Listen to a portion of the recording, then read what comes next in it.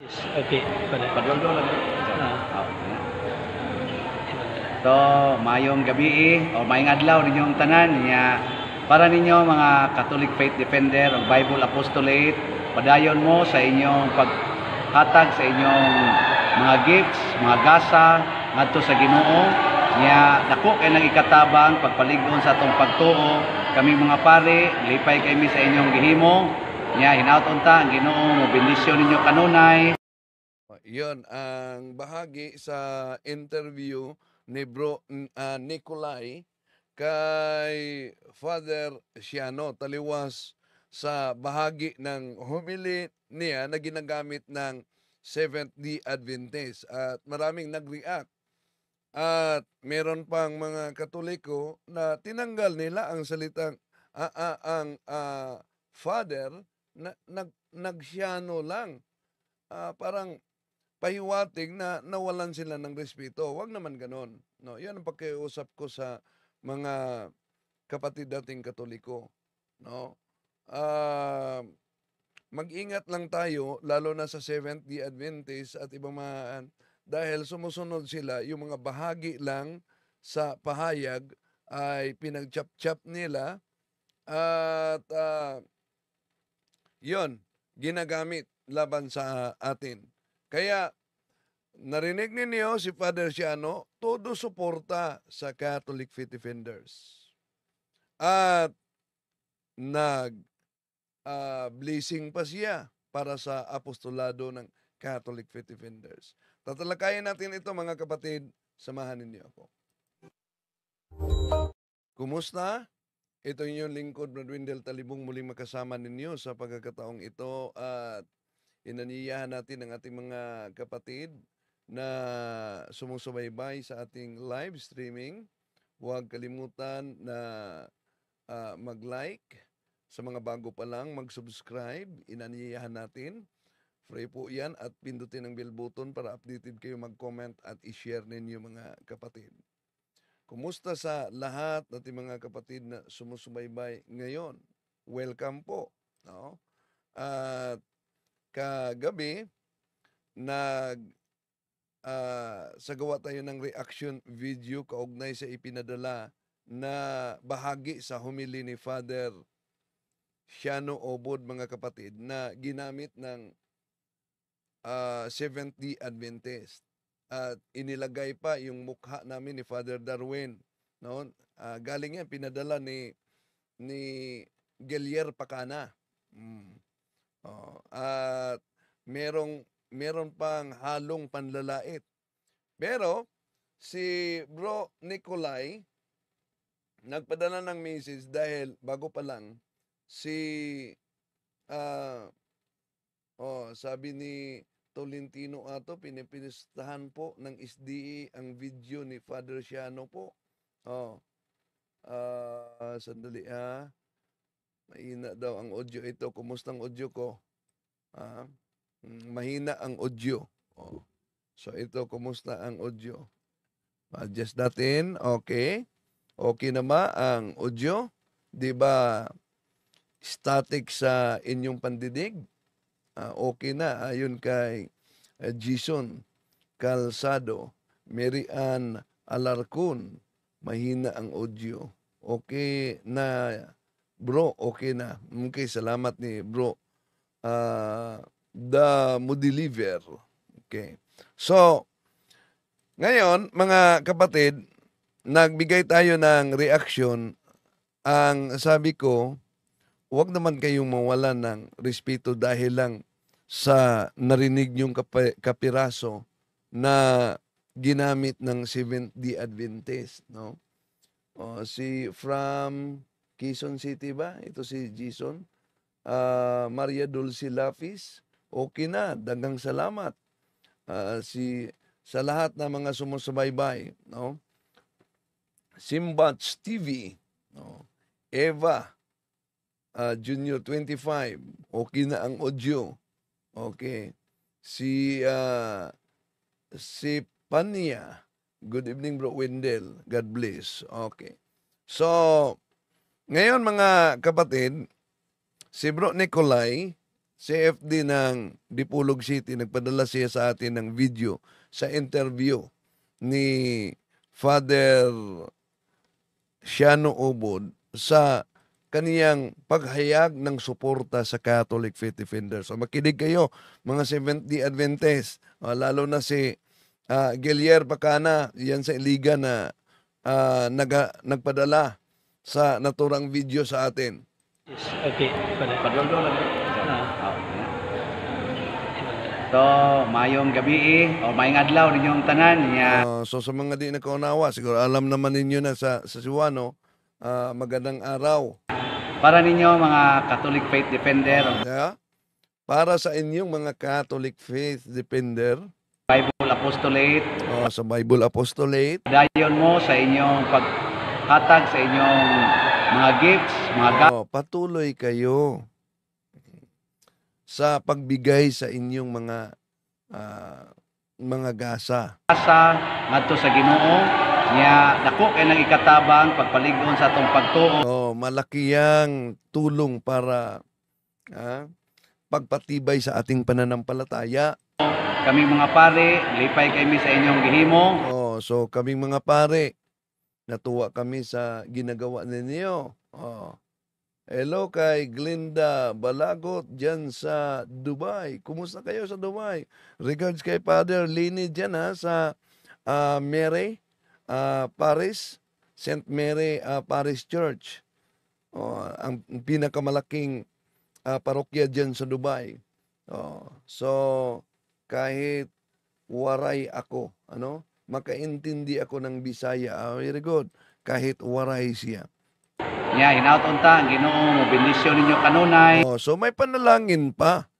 May panalangin pa si Father na ibinigay sa mga CFD at Bible Apostolate. Ug mohatag ninyo og daghan pang mga kahigayunan sa pagpalambo sa inyong So, yun. Malinaw yan na ang Diyos magbigay sana ninyo ng marami pang mga pagkakataon para tumibay, nakatunan o sa inyong pagpuyo. So, sa mga natutunan at sa pamumuhay. Dapat talaga yung natutunan natin, isabuhay natin. Iyon naman ang nasa Canon Law, Canon 229. Lay people have the duty and the right to acquire the knowledge of Christian teachings so that they may be able to live according to these teachings, to proclaim it, and if necessary, to defend it. At may necessity ba na kailangan ipinsa? Kung tingnan natin ang Acts and Decrees of Second Plenary Council of the Philippines, page 80, 81, paragraph 222, lay people have the duty and the right to acquire the knowledge of Christian teachings. So that, nakasulat yan, ang sabi, we must today be willing and able to defend our teachings in public fora. And we need to equip the faithful so that they can defend their faith. So, ayon kay Marieta Manisis, good evening, Father Shiano, Brother Windel, God bless.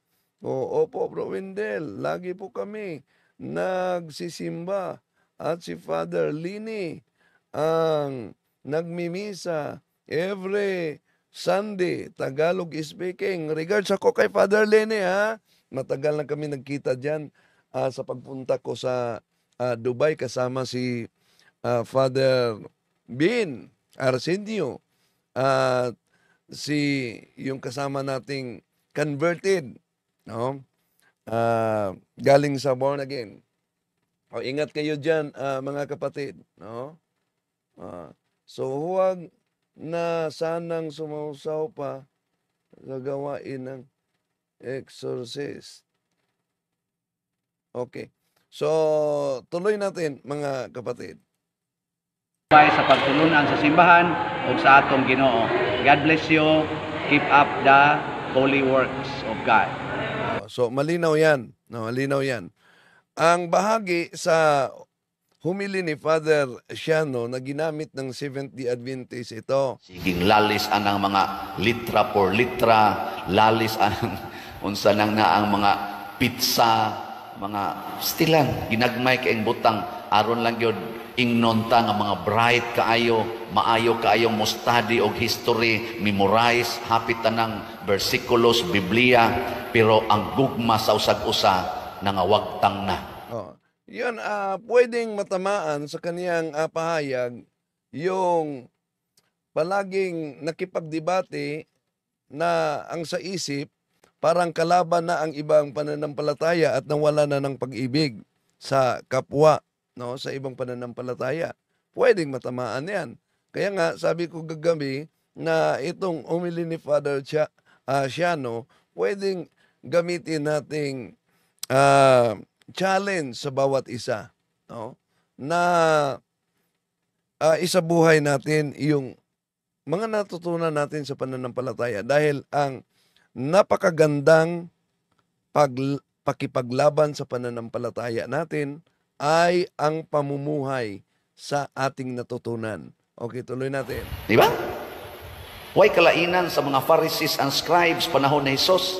Oh, so yung mga nag-comments na naghayag ng parang galit nila dahil sa humiling ito, una, pwedeng matamaan kayo sa homily kung kayo ang namumuhay sa tinutukoy ni Father Siano.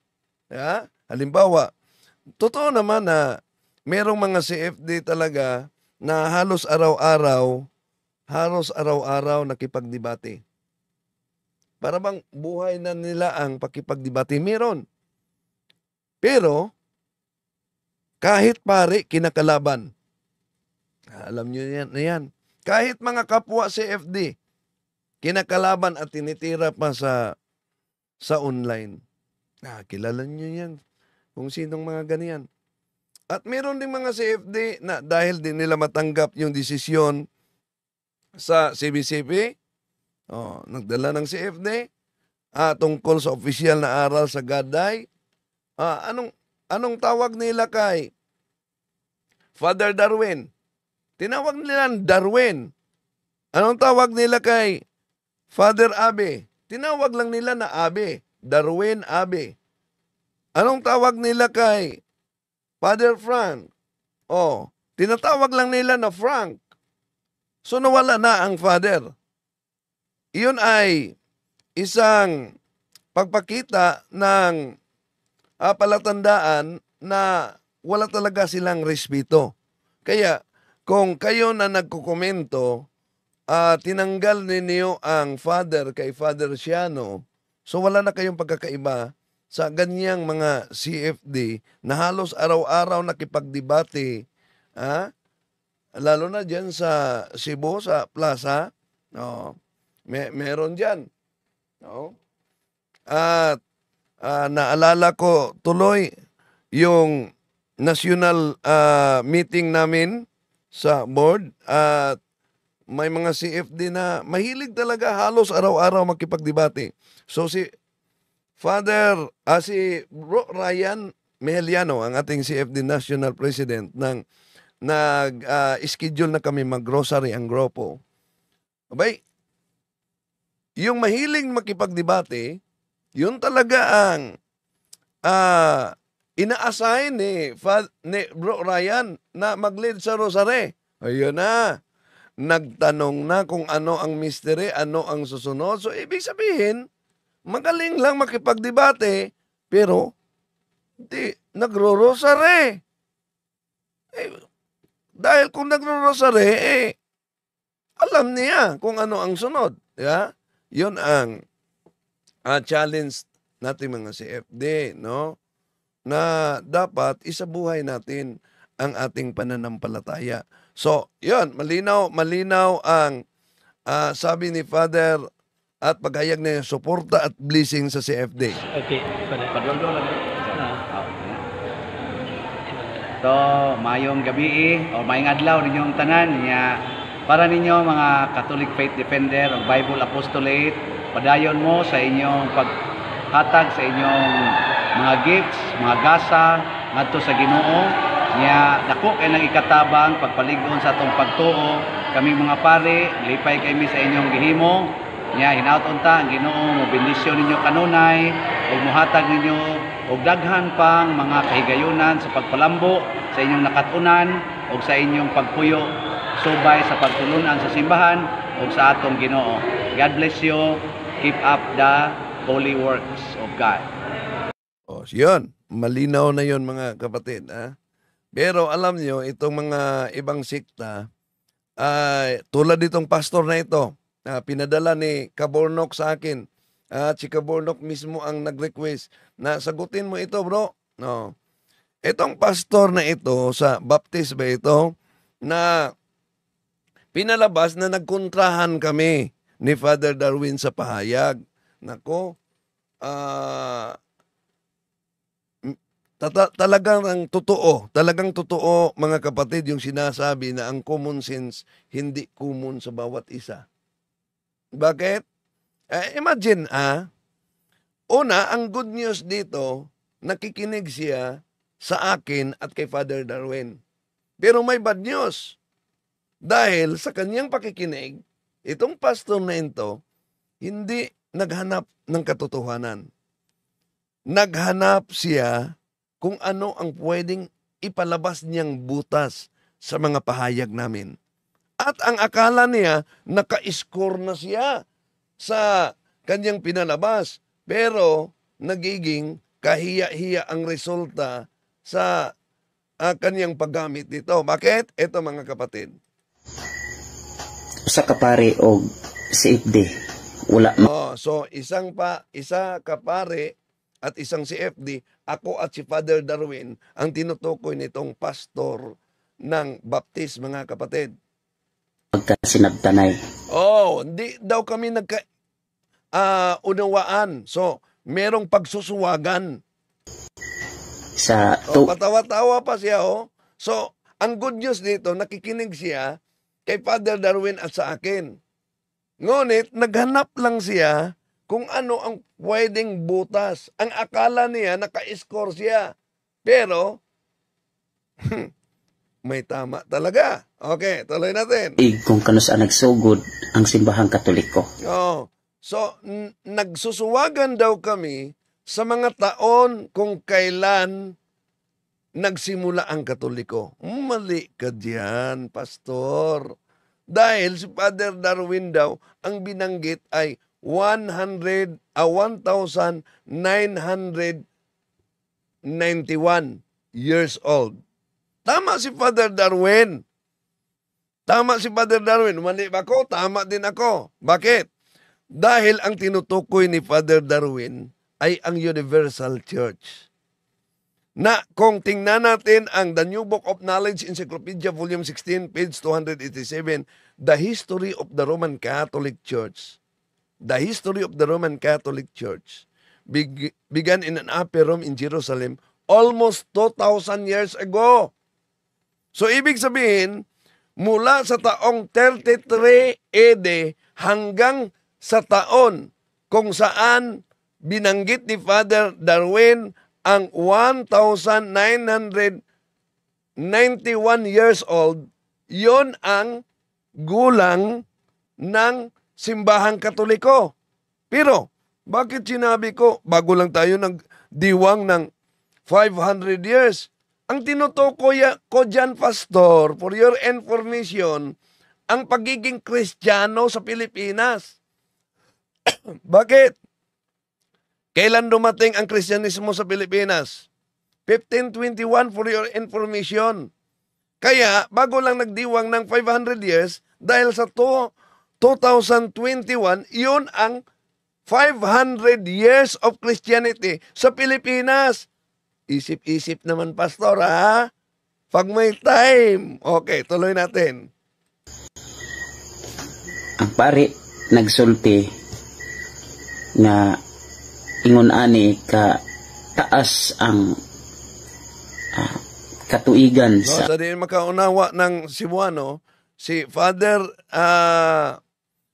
Darwin daw nagsabi na ganito kahaba ang taon simbahang Katoliko. sa simbahang Katoliko. Tama si Father Darwin. Dahil ang pinagbatayan niya kailan nagsimula ang simbahang Katoliko sa taong 33 AD na ang tinutukoy sa The New Book of Knowledge Encyclopedia Volume 16, 287, almost 2,000 years na. sa pagsugod. So atong paminawon. Ang simbahan, 1,991 years old. Basta ang simbahan? Pila edad? So muna ingon niya no. 1,991. So, dito niyo makita mga kapatid na yung mga pastor pala, nagsubaybay talaga sa amin. Pero, hindi para matuto. Naghanap lang siya kung ano ang pwedeng gawin na para makakita ng isyu na parang nagsusuwagan. Oh. At tuwang-tuwa siya. Ang akala niya, naka-score siya. Okay, tuloy natin. Years old na ang simbahang Katoliko. Pero mga kaigsuunan, Oh, so sabi ni Father Darwin umano, 1,991 years old na ang Katoliko. Pero, kani pong si FD oh, itong si FD, ako ang tinutukoy niya. nga badi-badi sa pari. Oh, na, badi-badi na sa pari daw. Wa pod murag wa siya maorient. Muragwa siya ma-orient. Dahil, wa daw ako na-orient. Ikaw ang di na-orient, pastor. Kawawa ang resulta mo. Nag-react ka agad. Research naman pang my time. Dahil, walang pagsusuwagan sa side namin ni Father Darwin. Ang tinutukoy ni Father Darwin, ang buong simbahang Katoliko na nagsimula sa taong 33 AD. Ang tinutukoy ko naman na bago lang nagdiwang ng 500 years old ang Kristyanismo, ang Pilipinas, mula sa taong 1521 hanggang taong 2021. Edi 500 years old na dito sa Pilipinas. Ganon yan, pastor, ganon yan. Tuloy natin. No? Kaya sa ingon niya, paminawa. Nga naman, tungod kay naanata sa 500 years of Christianity bago lang ta nagsaolog. 500 years old. Atong utrohog paminaw. Nga naman. Inulit pa niya. Sabi ko, bakit? Bago lang tayo nagdiwang ng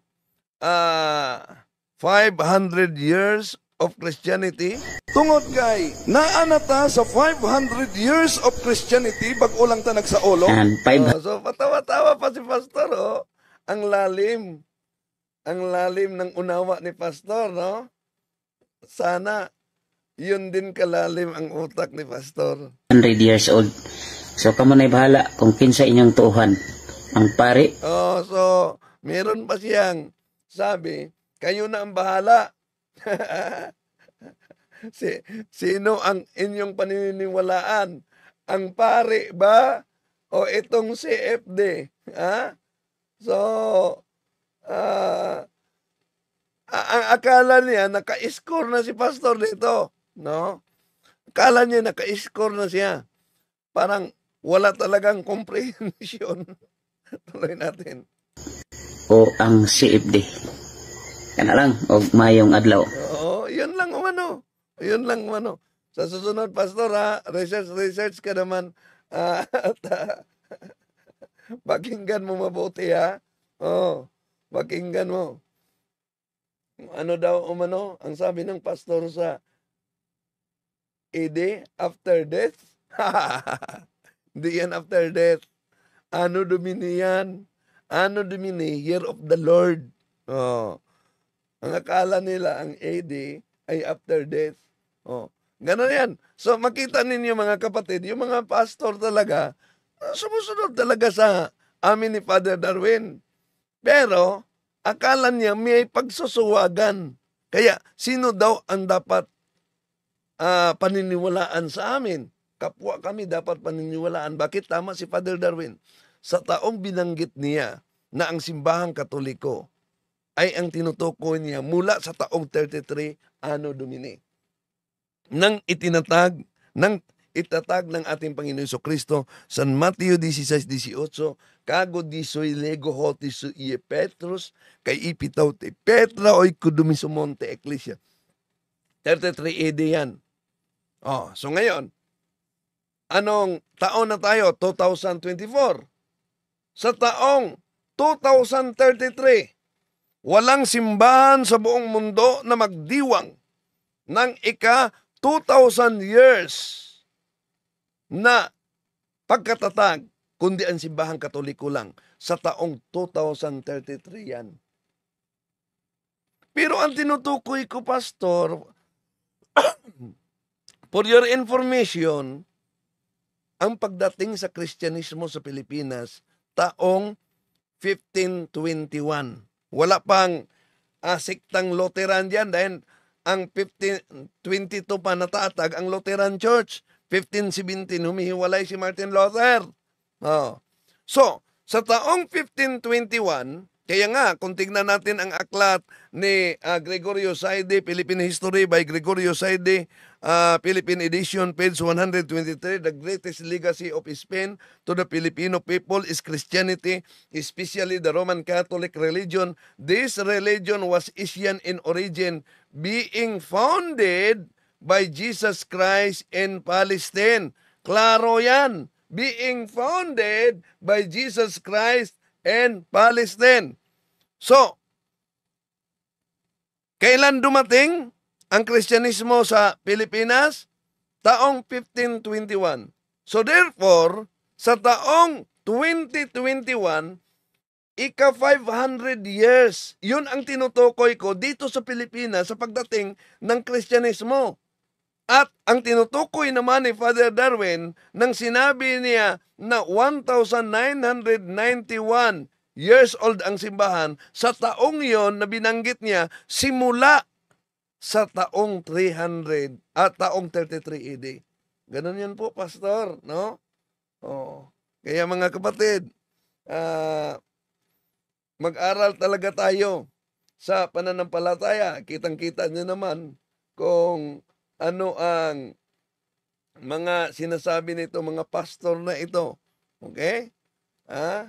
Sabi ni Garriet, kung wala pa si Father Darwin, malalaman kaya natin kung ano ang gagawin kung may ma-oppress. Ano ang gagawin natin? Okay. So, si Ronel Subior, God bless you, bro. Pastor, mura man ka og kinder. Si kapatid na Alberto Veloso Jr. Good evening, bro Wendell, at sa lahat. Si Shadow Con, the Pinoy Patriot sa simbahan. Turo dapat maniwala. Okay.